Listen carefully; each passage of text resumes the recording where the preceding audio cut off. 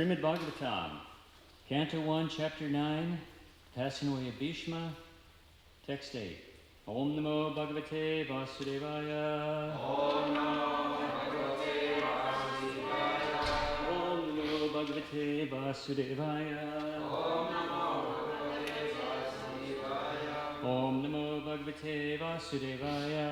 Om Namo Bhagavate Vasudevaya. Anye cha manayo brahman. Anye cha manayo brahman. Brahmaratadayo mala. Shishyaya rupeta ajagmu. Kashyapan girish sadaya. Anye cha manayo brahman. Brahmaratadayo mala. Shishyaya rupeta ajagmu. Kashyapan girish sadaya. Anye cha manayo brahman. Brahmaratadayo mala. Shishyaya rupeta ajagmu. Kashyapan girish sadaya.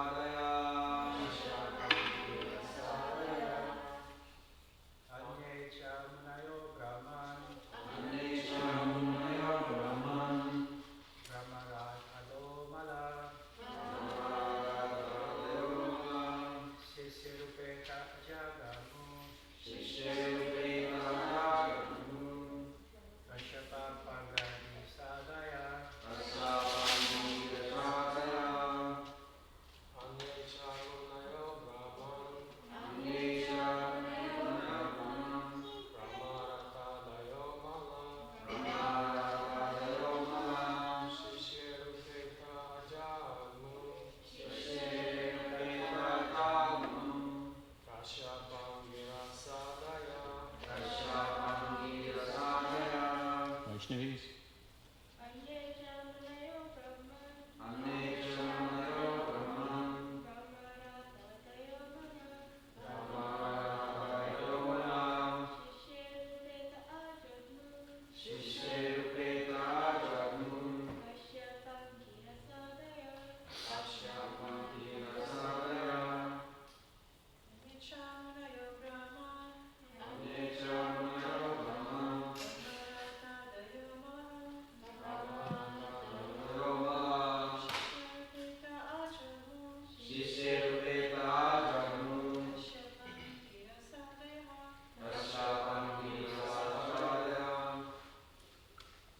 Anye, many others. Cha, also. Munaya, sages. Brahman, O Brahmanas. Brahmarata, Shukadeva Goswami. Adaya, and such others. Amala, completely purified. Shishyai, by the disciples. Upeta, accompanied. Ajagmu, arrived. Kashyapa, Angirasa, Adaya, others. Translation purport by His Divine Grace, Srila Prabhupada. And many others like Shukadeva Goswami and other purified souls, Kashyapa and Angirasa and others, all accompanied by their respective disciples, arrived there. Purport. Shukadeva Goswami, Brahmarata, the famous son and disciple of Srila Vyasadeva, who taught him first the Mahabharata and then Srimad Bhagavatam. Shukadeva Goswami recited 1,400,000 verses of the Mahabharata in the councils of the Gandharvas, Yakshas, and Rakshasas, and he recited Srimad Bhagavatam for the first time in the presence of Maharaj Pariksit. He thoroughly studied all the Vedic literatures from his great father. Thus he was a completely purified soul by dint of his extensive knowledge in the principles of religion. The Mahabharata, Shabda Parva, it is understood that he was also present in the royal assembly of Maharaj Yudhisthira and at the fasting of Maharaj Pariksit. As a bona fide disciple of Sri Vyasadeva, he inquired from his father very extensively about religious principles and spiritual values, and his great father also satisfied him by teaching him the yoga system by which one can attain the spiritual kingdom, the difference between fruitive work and empiric knowledge, the ways and means of attaining spiritual realizations, the 4 ashrams, namely student life, householder life, and retired life, and the renounced life, the sublime position of the Supreme Personality of Godhead, the process of seeing him eye to eye, the bona fide candidate for receiving knowledge, the consideration of the 5 elements, the unique positions of intelligence, the consciousness of the material nature and the living entity, the symptoms of the self-realized soul, and the working principles of the material body, the symptoms of the influential modes of nature, the tree of perpetual desire, and psychic activities. Sometimes he went to the sun planet with the permission of his father in Naradaji. Descriptions of his travel in space are given in the Shanti Parva Mahabharata. At last he attained the transcendental realm. He's known by different names like Arneya, Arunishuta, Vyasaki, and Vyasmacha.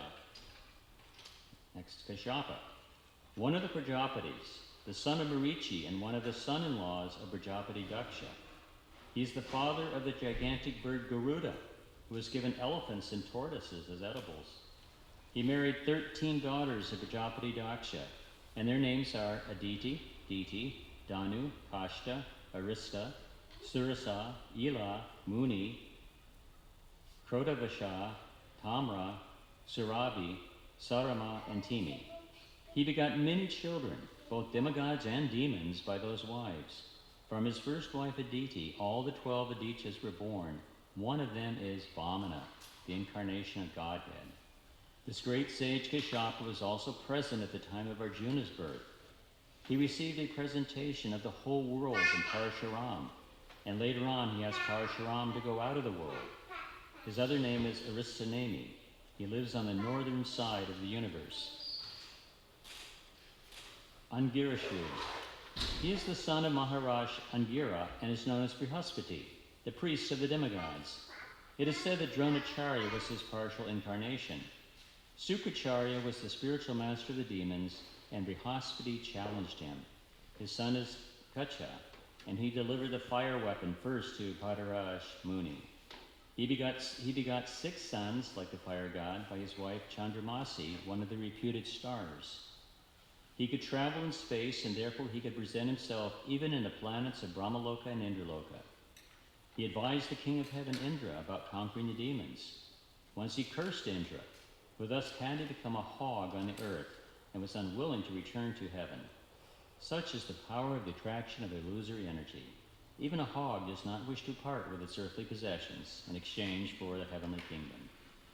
He was the religious preceptor of the natives of different planets. Omagyanatamarandasha Gananjana Salakaya Shatsuni Kamina Tasma Shri Gurave Namaha Vanchakalpaturubhischa Kripasennu Bevacha Patitano Pavanebhyo Vaishnavebhyo Namo Namaha. Hare Krishna.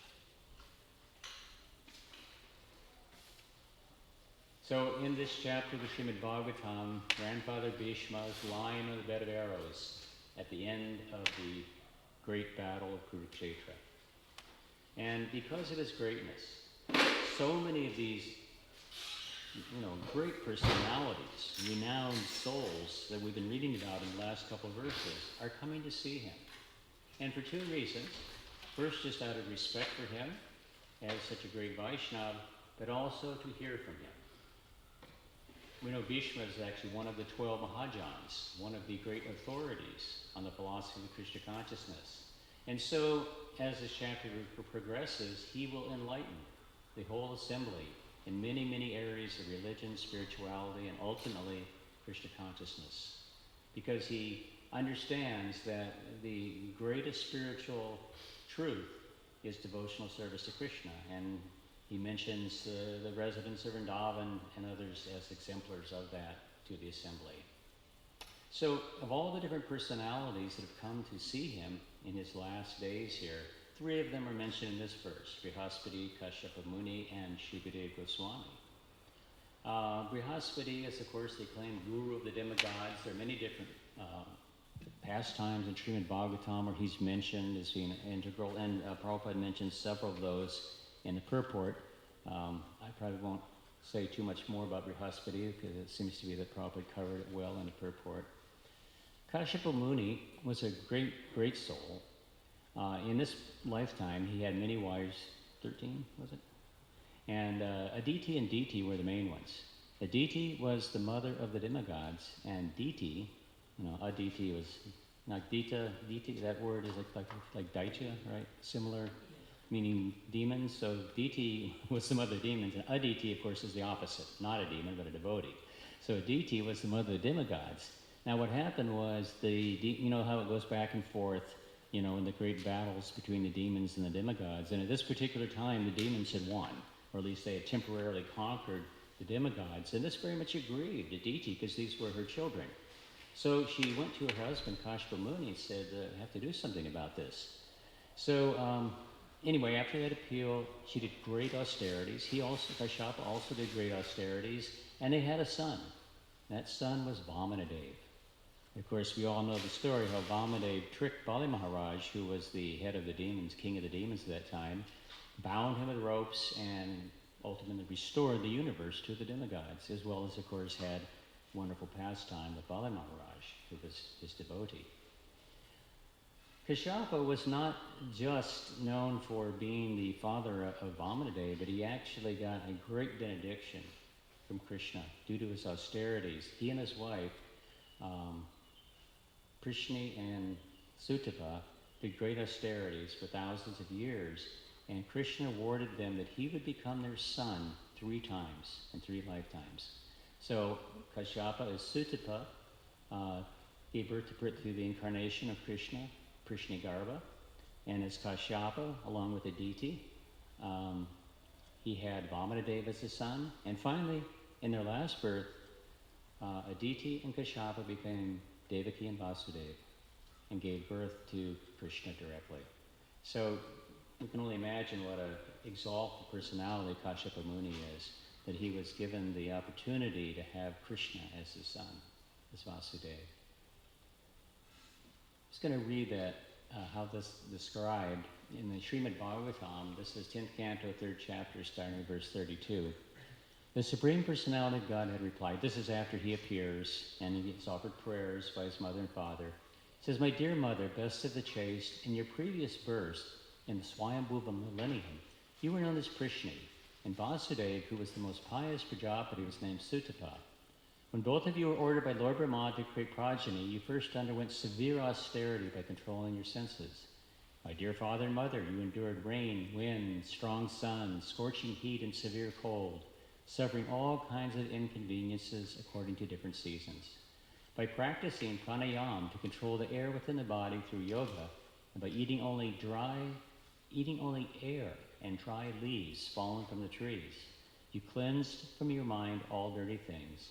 In this way, desiring a benediction from me, you worship me with peaceful minds.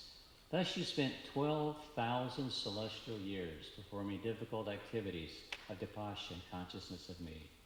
We only have to get a rounds done each day.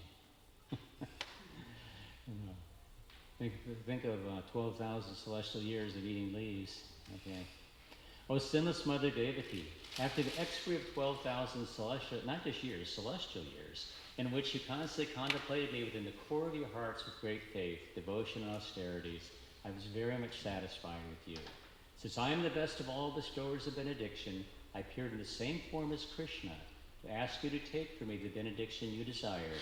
You then expressed your desire to have a son exactly like me. Since I found no one else has highly elevated you in simplicity and other qualities of good character, I appeared in this world as Prishni Garba, or one who is celebrated as having taken birth from Prishni. In the next millennium, I again appeared from the two of you, who appeared as my mother Aditi and my father Kashyapa. And I was known as Apindra, because of being a dwarf, I was also known as Vamana. O supremely chaste mother, I, the same personality, have now appeared to you both as your son for the third time. Take my words as truth. Both of you, husband and wife, constantly think of me as your son, but always know that I am the supreme personality of Godhead. By thus thinking of me constantly with love and affection, you will achieve the highest perfection of returning home back to Godhead. So that was Kashyapa's great benediction. Now I'll turn to Shukadeva Goswami. We'll just say a few words about him and then address at least one of the philosophical points that Prabhupada makes in his purport. Shukadeva Goswami, of course, was the great speaker of the Srimad Bhagavatam.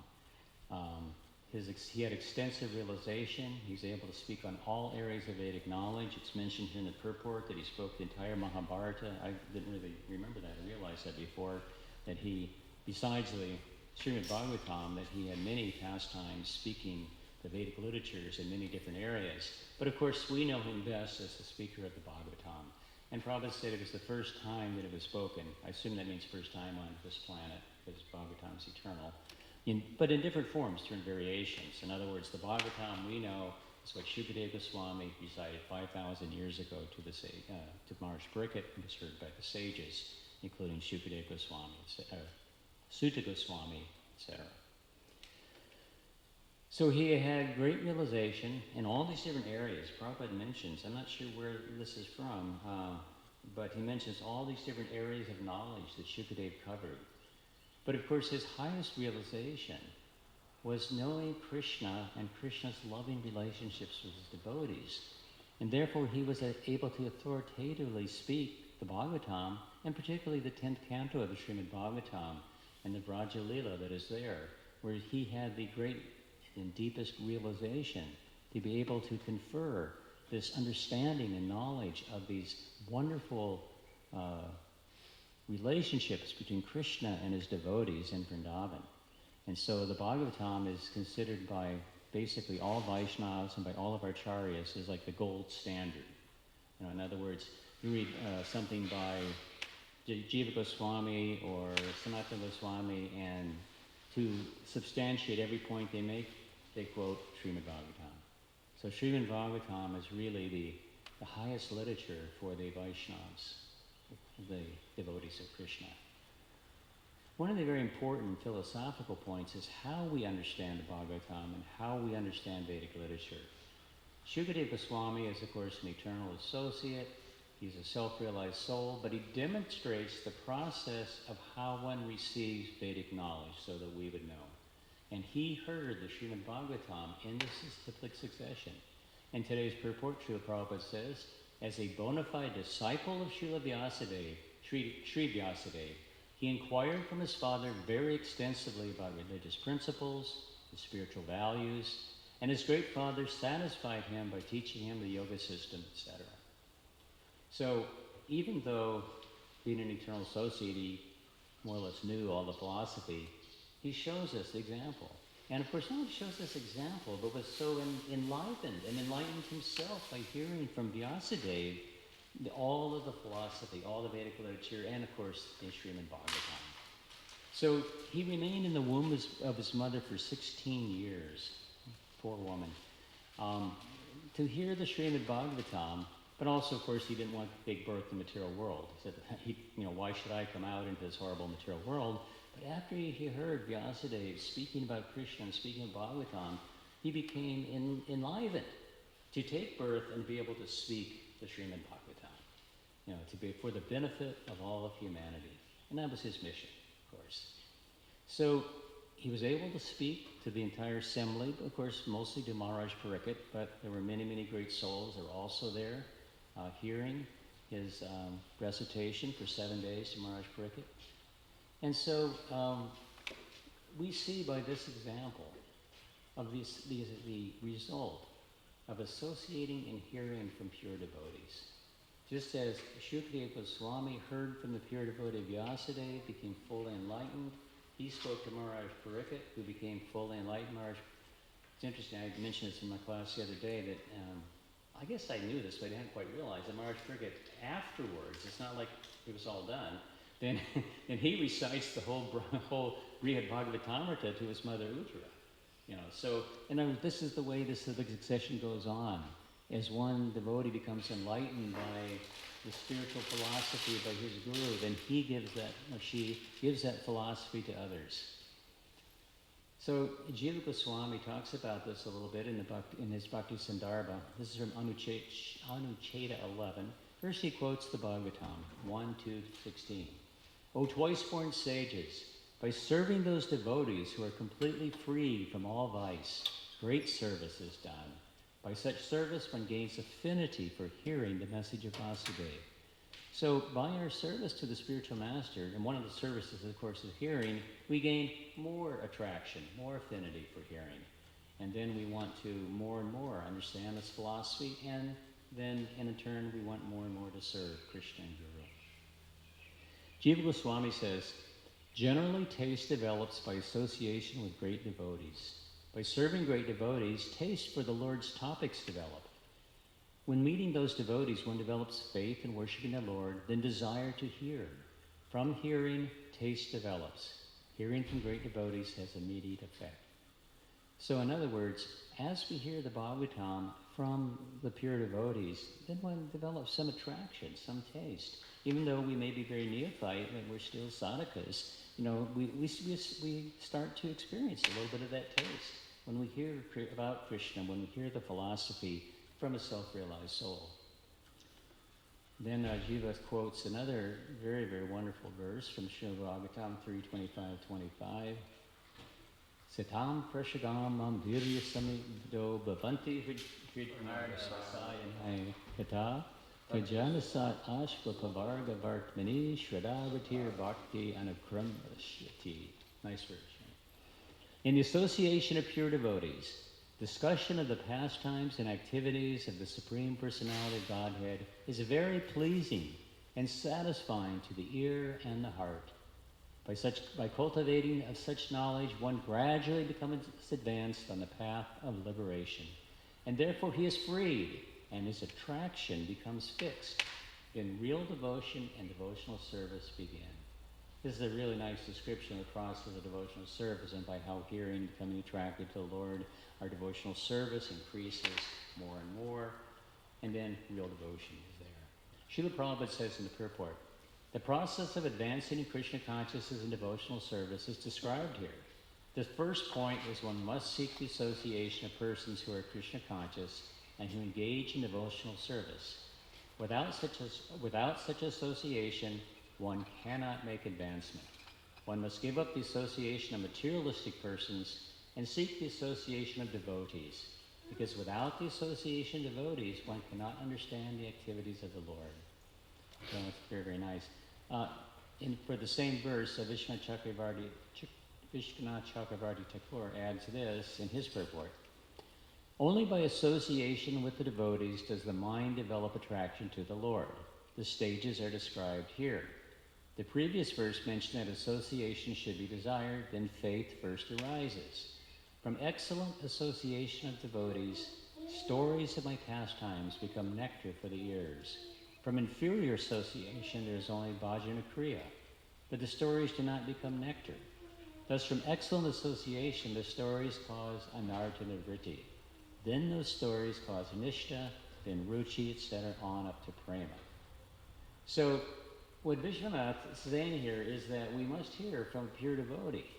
One may begin hearing and chanting, and certainly will gain some benefit. However, one might hear or see the Hare Krishna mantra, one will gain some benefit from it, no doubt. But real purification, real advancement in Krishna consciousness only comes through the association of a pure devotee. Then that pure devotional service, really has gained strength, and one grows and develops in one's Krishna consciousness. So we were just basically fortunate, is all I can say. Just by some good fortune, we were all able to come in contact with Srila Prabhupada. So we heard Bhagavad Gita. We heard Srimad Bhagavatam from the right source. And we know the difference.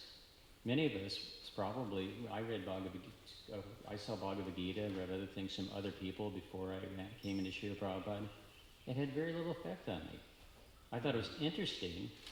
In fact, I even wanted to be able to appreciate it, but I didn't really get that much out of it. And of course, the opposite when reading Srila Prabhupada's Bhagavad Gita and purports. Then I became a devotee of Krishna from that hearing. So, I mean, a little more complex than that, but basically that's the beginning. When we hear from the pure devotee, we become attracted, our mind becomes satisfied, our intelligence becomes satisfied. That's the other thing. You can actually understand the philosophy. Understand, okay, this is my purpose of life. This is what it's about.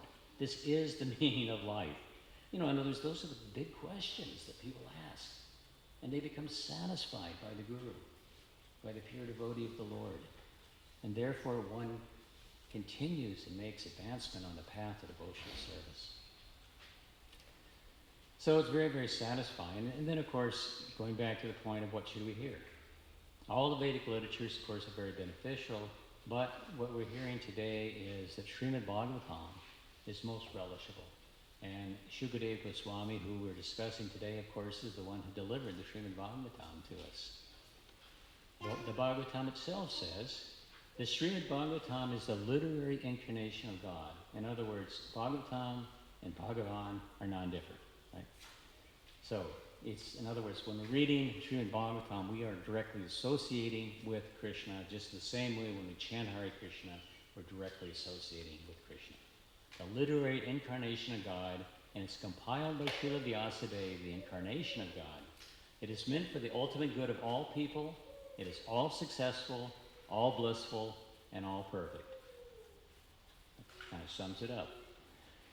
And we never tire of hearing the pastimes of Krishna.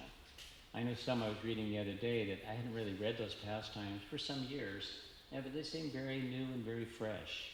And Krishna's pastimes, when I was looking at them, they're just filled with everything. They're filled with adventure. You got battle, if you're inclined towards that. You got battles. You got killing demons, and you also got love stories. You've got wonderful relationships of love between Krishna and his mother and father, between Krishna and the gopis, great friendships and play, adventures with Krishna and the cowherd boys. Everything is there, plus philosophy.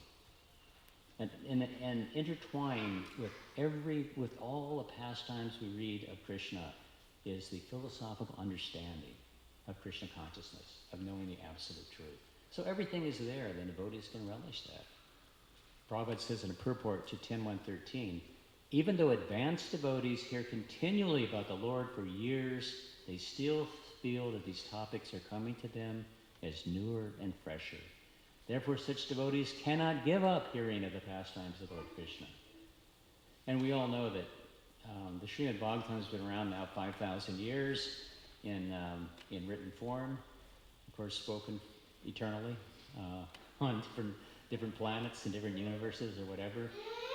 But other books are on the bestseller list for a few weeks. They're on the New York Times books bestseller list. I guess I haven't looked at it for quite a while, for several years.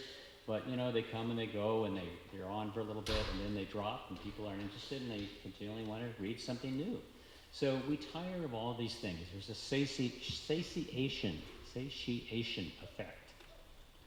In other words, you're not satisfied anymore, and you want to get something new because it's kind of like if you ate lunch and then by dinner time you said, I'm hungry now, but you had a lunch. Well, it's not a good lunch? Yeah, it's good lunch. Well, why are you hungry? In other words, you continually have to have more. So that's the difference between chanting and hearing, that we're satisfied. Think of the Hare Krishna mantra. 3 words. Number 1 hit for Vaishnavas, thousands of years. I was calculating, I just did this again this morning, and because once before in a class I said, if you chant 16 rounds a day, and of course there's 16 words and 16 names of Krishna, Radharani in the mantra, and so that's you're chanting, and you're chanting 108 names for each round and 16 rounds. So you're chanting, your 17 1,728 mantras a day times 16 times 365 days in a year. How many names of God do you chant during the year? I thought it's 25,000 every day. What's that? 25,000. Yeah, it's actually about 27,000 every day. You're right. You know, a lot of times they round it up. Like when they say chant 100,000, 64 rounds is a little bit more than 100,000. You know, like that. So in other words, you're supposed to, I think, chant 25,000. So if you do 16 rounds, that makes up for a few that you missed. You don't chant. Anyway, so that you mumbled over, like we all do. So at any rate, it comes out to 10,091,520 names of Krishna each year. Wow. 1 million? 10 million, not 1 million. I thought it was 1 million. It's 10 million. I calculated it twice to make sure. And you all know I'm a statistics professor. I can, especially with a calculator, I can do it. Can you say it one more time loud? Can you say it loudly one more time? 10,091,520 names a year. That's if you only chant 16 rounds a day. Wow. So, did you think, boy, was that boring? It was 3 words that I chanted 10 million times last year? No.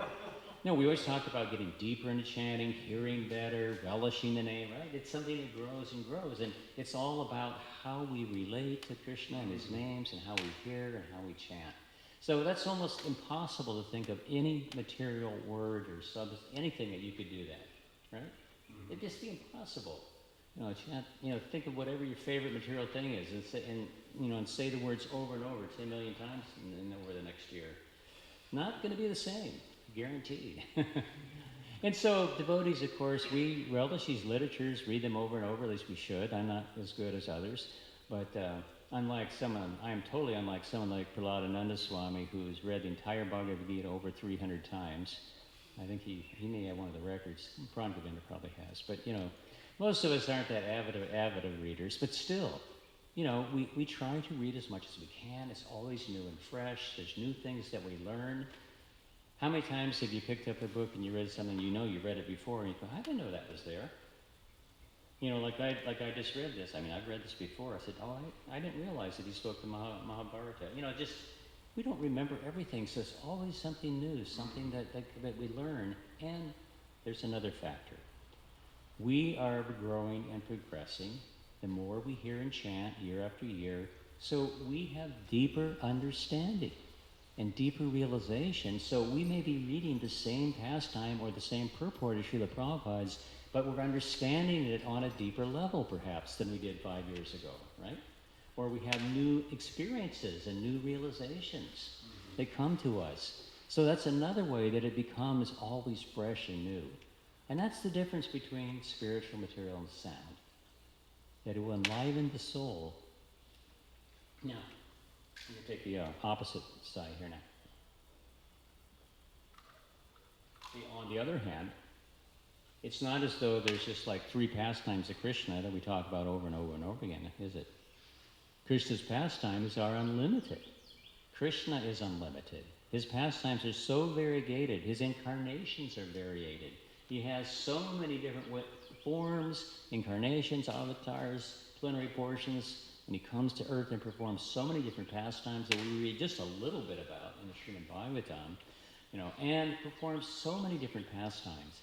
It's described that Ananta Shesha, with thousands of hoods and thousands of mouths, can recite Krishna's pastimes continually for millions of years and can never finish them all. Not repeating, right? In other words, it's a fathomless ocean of pastimes, of understanding of Krishna. And this continually enlivens the devotees and also enlivens Krishna. Krishna enjoys, it's not just that Krishna's saying, okay, I got to put out a new pastime, devotees are getting bored. No, Krishna is enjoying these pastimes. He's part of them. He's relishing the relationships of love, probably much more than his devotees are, because his capacity for loving relationships is so great. It's really quite amazing. I was just reading that. I haven't gone back to the original. I have the book, the translation by Vishwanath, but Shivaram Swami, in one of his books, was quoting it. This discussion about whether Um, well, that's a little bit different topic. The idea was, in other words, a devotee asked, Krishna is in the heart of every single devotee or every single person. Krishna is Paramatma in every living entity within the heart, right? Within every atom. So when he's doing all of this, and say you're having some trying to understand Krishna in your heart, but yet Krishna's over here dancing with the gopis or playing with his cowherd boys, kind of like, is it just the Paramatma feature, or is it, and it's explained, no, it's the same. I mean, obviously Paramatma is an expansion of Krishna, but he's not different. It's not that Krishna is different, and Krishna is not aware of everything Paramatma is aware of. At the same time, he's totally just involved in experiencing the particular rasa that he's involved in with his devotees in Raja Leela. How does he do both? Well, I think the conclusion was it's pretty inconceivable, but he does. So, right? Krishna is able to do. He's able to create universes, be in your heart, and still be playing games with the cowherd boys, and absorbed in each one of them all at the same time. I can't even pretend to understand it. This is the vastness of God, of Krishna. And we get a little taste of all this from the Srimad Bhagavatam, of how he's able to do this and his greatness. Well, I wanted to give one example of his pastimes. Even the same pastimes aren't the same pastimes. In Brihad Bhagavatamrita, Sanatana Goswami, towards the end, he gives several purports on verses from the Bhagavatam. They're really nice. So he has some of his 10th canto Bhagavatam purports there. And he explains at one point, he describes different pastimes. And he tells the pastimes a little differently sometimes. Like in one pastime with Kaliya, after he subdues the Kaliya serpent, you know how he dances on his hoods? Well, in one of the pastimes, Sanatana Goswami says he dances on the hoods with all the gopis and has the rasa dance on Kaliya's head. On Kaliya's head. I thought, wow, that was pretty amazing. So in other words, he changes them up too. With the help of Yoga Maya, the pastimes will be a little bit different, a little bit changed. He'll do, they're just eternally there, eternally evolving, eternally, And the other thing is, you can do the same pastime, and the devotees forget it, so it's new and fresh again. Like when he's in Gokula on the Earth planet, he leaves Vrindavan when Akrura takes him to Mathura, and he never actually returns to Vrindavan. But yet it's said he never leaves Vrindavan. That's a whole other philosophical discussion we won't get into right now. But what happens in Goloka eternally? Can he? And when he's in Goloka Vrindavan, eternally, he can't just leave Vrindavan and never come back. So what happens is they go through the past, according to Sanatana Goswami, they go through the pastime. He leaves to Mathura. Everyone's broken hearted. They're devastated. Then he comes back, and they all feel good about it, and then he does it again later. In other words, his pastimes kind of keep going on, and then people forget that it's sort of like Yoga Maya covers them. They forget, we already did this one, and it's like it goes on. Again, it's incredibly inconceivable. I think for myself, all I can do is just try to hear and appreciate these on whatever level I can, and become enlivened by the greatness of Krishna. So we need to hear the Bhagavatam. We also need to hear it from the right source, as we're saying. I'll just finish here with Bhagavatam 1.334, verse and purport. O learned Brahmins, when Shukadeva Goswami recited Bhagavatam there in the presence of Emperor Parikshit, I heard from him with rapt attention, and thus by his mercy I learned this must be Sutta. I learned the Bhagavatam from that great and powerful sage. Now I shall try to make you hear the same thing as I learned it from him and as I have realized it. Prabhupada says, one can certainly see directly the presence of Lord Sri Krishna in the pages of Bhagavatam if one has heard it from a self-realized soul like Shukadeva Goswami. That is the secret of learning Bhagavatam. One has to learn Bhagavatam from the representative of Shukadeva Goswami and no one else if he wants to see Lord Sri Krishna in the pages. Okay? So, let's see anything else here. I've got a lot more here, but we're out of time. Okay, summary. The effects of hearing. Spiritual sound from pure devotee. It gives transcendental knowledge of the spiritual nature. The mind, intelligence are convinced. We understand philosophically the nature of things. It purifies the mind and heart of all of material contamination. There's the purifying effect of hearing. Then thirdly, it attracts our mind to Krishna and his devotees. And this is confirmed by Narada Muni in the Narada Pancharatra, which is quoted in C. Chittamrita, Nectar Devotion. It says, Bhakti or devotional service means engages in all of our senses in the service of the Lord, the Supreme Personality of Godhead, the master of all the senses. When the spirit soul renders service unto the Supreme, there are two side effects. One, he is freed from all material designations. In other words, he becomes spiritually enlightened, and one's senses are purified simply by being employed in the service of the Lord. So if the senses are purified, our ignorance is destroyed, and thus the heart is able to become attracted to Krishna through the process of hearing from his pure devotees like Shukadeva Goswami. Thank you very much. All glories to Srila Prabhupada. Are there comments, questions? Mother Madhumati? Yeah. Get the microphone.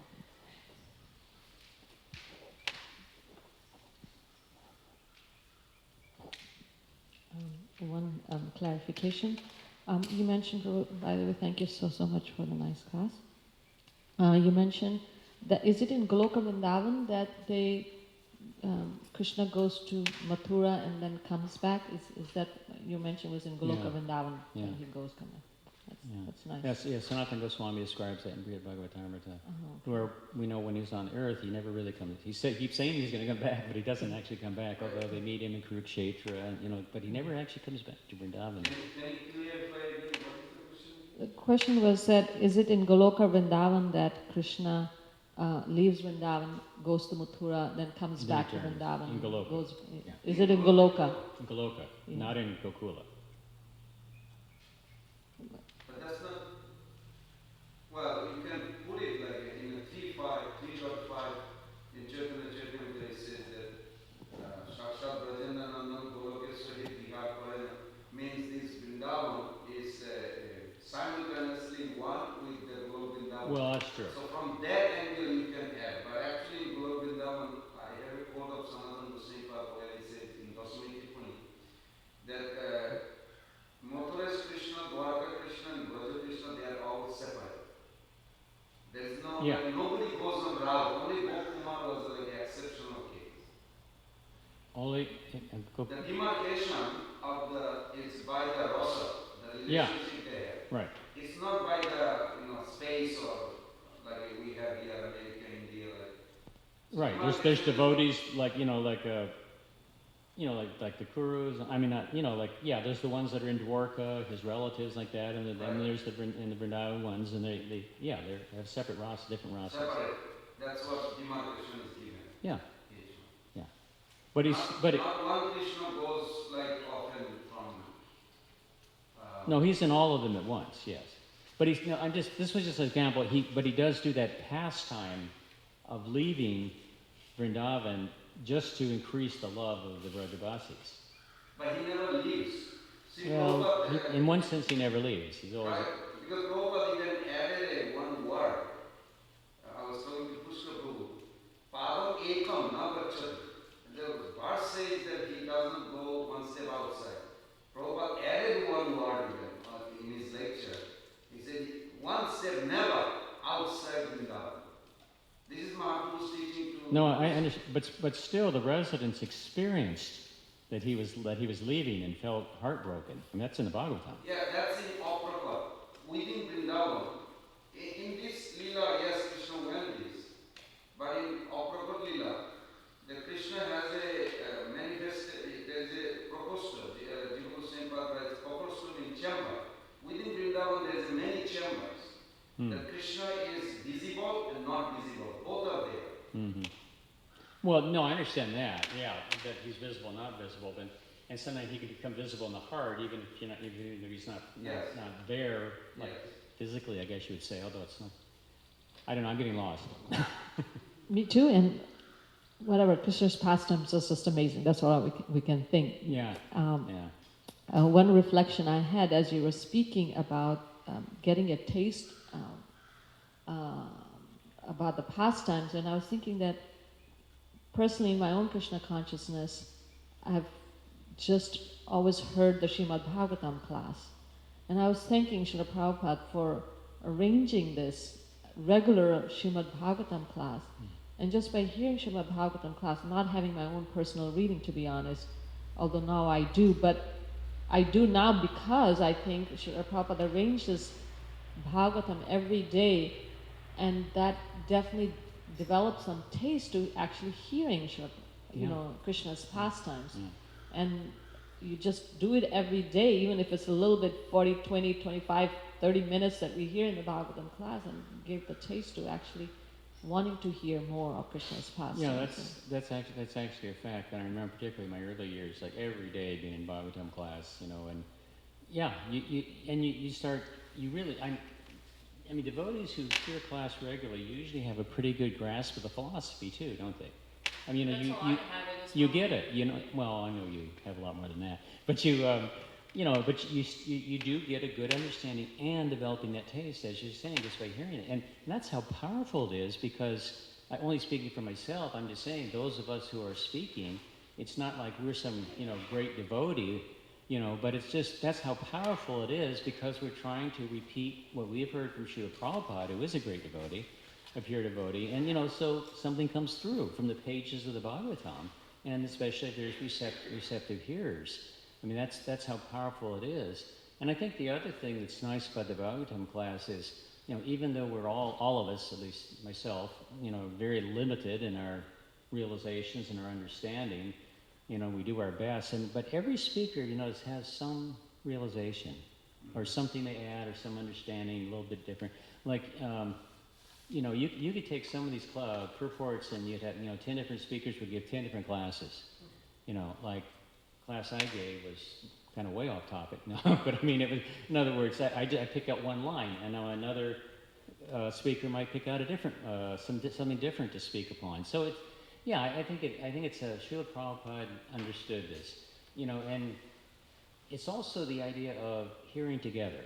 It's all part of Sankirtan, the hearing and chanting together, and it is. It's a very important process. And it's also part of Sadhu Sangha, the association of devotees. So yeah, thanks for that plug for regularly hearing Srimad Bhagavatam. It's really important for all of us to do that. And now, of course, we have the opportunity that. In fact, I think some people are hearing the Bhagavatam class more, because, online. They're home. If they're not, many of us don't come to temple regularly for obviously reasons of COVID. But, you can hear it so easily on the internet, and I don't think it's exactly the same, but it's pretty good. I mean, it's a good substitute, Okay, was there anything else we can... Okay, I was also thinking each speaker has a particular confession ability. And what I was observing your, I would say, accommodating the trouble of a lot of devotees keeping up of daily sadhana, and to understand the word of Prabhupada sometimes not appealing to their practical in their life at that time. Like one example, thinking or chanting Krishna's name 24 hours a day. And I remember you repeated at least 3 times in last 2-3 years. You remember something? That's how I am seeing it. He said that Vishwanath Chakravarti Thakur said, I'm paraphrasing, I don't remember exactly saying. He said 24 hours means every day. That was such a nice conclusion. I mean, I can relate to that. Okay, every day is good. Yeah. But 24 hours, what does that mean? We're grateful for Vishwanath, right? Well, I'm grateful to you too, because you found it, I would say, nice way.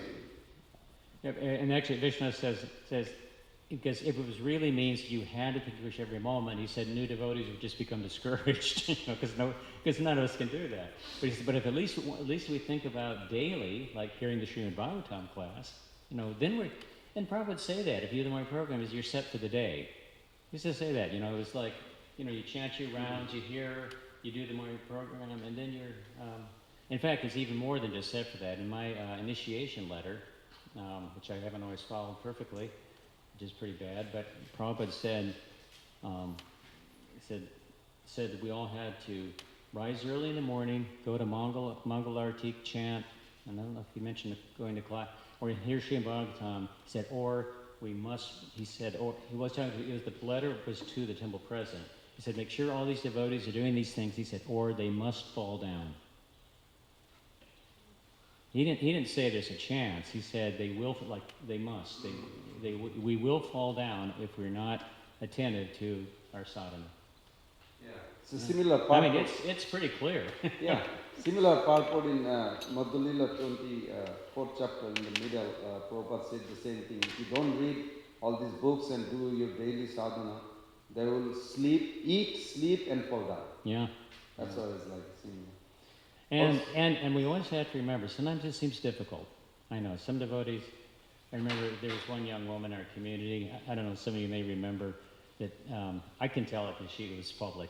You know, she had been struggling to chant 16 rounds for like a few years, and finally she was able to do it, and she was taking initiation from Radhanath Swami. Were some of you there when I don't want to say her name here, but she, and, you know, and it says, and what, and you know, when you always ask, you know, what are your vows? And you go, I don't know, we'll chant 16 rounds, like somehow or another. And Radhanath Swami said, it's not that bad. You know, like, you know, he was laughing like, you know, come on. You know, it's not like you've got to eat leaves for 12,000 celestial years like Kashyapa Muni. So we have to keep things in perspective. You know, also I appreciate your another point. I mean, many things you have done.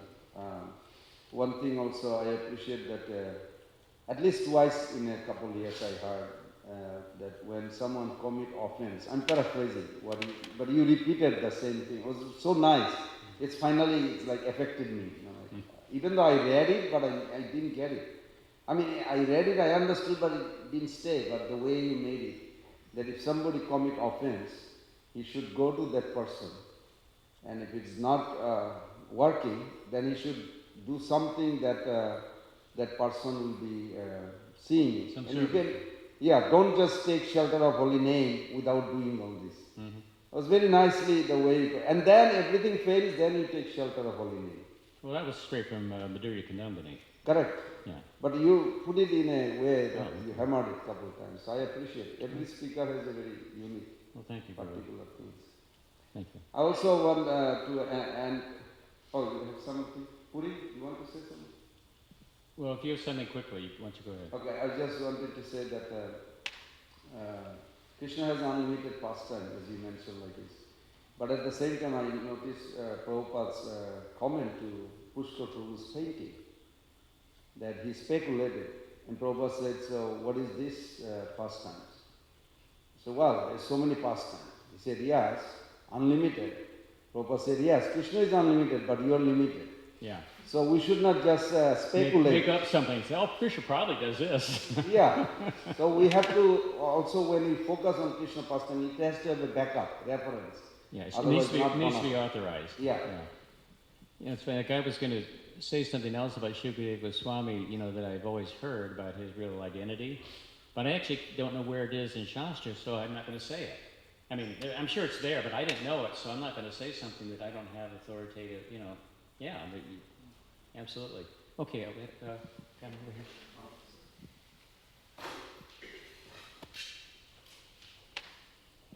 Hare Krishna Prabhu, nice class. Thank you very much. I just want to add one thing. You said about new things, new leelas, new pastimes are they keep on evolving, you said. And there's one very nice Vaishnava song about Lord Chaitanya, how he does everything in new way. He wears his garment in new, fresh way every day. That's part of the new Vaishnava song. I'm sorry, he did what every day? His cloth that he wears, Lord Chaitanya, he wears in a new style every day. Right in his style. You know that song, Prabhu? Yeah, Sarvabhauma Bhattacharya. Beautiful song. Sarvabhauma Bhattacharya 10 says that. What's the name of the song? Can you remember? Nava. Chaitanya's? Okay, Sarvabhauma Bhattacharya. I don't know the name. The song is there. Okay. Anyway, yeah. Another thing that's pretty nice in that song, it talks about he new, new every day, new leelas every day. He also does prajalpa. Jalpita nija guna nama vinodam sri tam pranamami sishati tanaya. Yeah, Jalpita means he also speculate Lord Chaitanya, but on Krishna. Wait. Listen. Remember, most of our audience is online. So use the I have microphone. one very nice, because you mentioned about Kaliya's pastime. Hmm. And many years back, I remember, a couple of decades back, there was some question raised in San Diego. I used to live in San Diego those days. San Diego was a hub of Mukunda Maharaj, Umapati Maharaj. When I came there in 80s, late 80s, Yeah. Umapati Maharaj, Jayadetta Maharaj, we had a 3-4 sannyasis stays there, lived there. Yeah. And we had a BBT, BTG, so many things were there. So I remember every day class was very heavy. And one day the discussion came that all the good position in spiritual world is taken. So it's kind of depressing, like what are you going to do? Yeah, you can't be Mother Yashoda, you can't be Lalita. But then we found a reference in Sanatana Goswami parts. He said, no, that's not true. Krishna has unlimited, and he has a very particular, very unique and special for each conditioned soul. And the example is Kaliya. Because Garuda and Kaliya, they are enemy apparently, because out of fear he came to Vrindavan, Jamuna, of Garuda, because that's the only place Garuda could not come, or he could come, but he was not come because Sobari Muni cursed him. So Kaliya went all over the universe, could not find a shelter except that spot where Garuda was cursed by Sobari Muni. Anyhow, the story goes, but the question is, Kaliya is a conditioned soul, and Garuda is the eternal devotee. Garuda never carried the gopis or Brajavasis on his body, only carried Narayan. But Kaliya in Bhagavad Bhagavatam Mita says, that had a dance, Raslila dance with the gopis. And he expanded hoods, so many hoods, after he became of course, liberated soul. And Kaliya is also another demon that who never changed the body. All the demons came to Vrindavan, they died and they changed their body.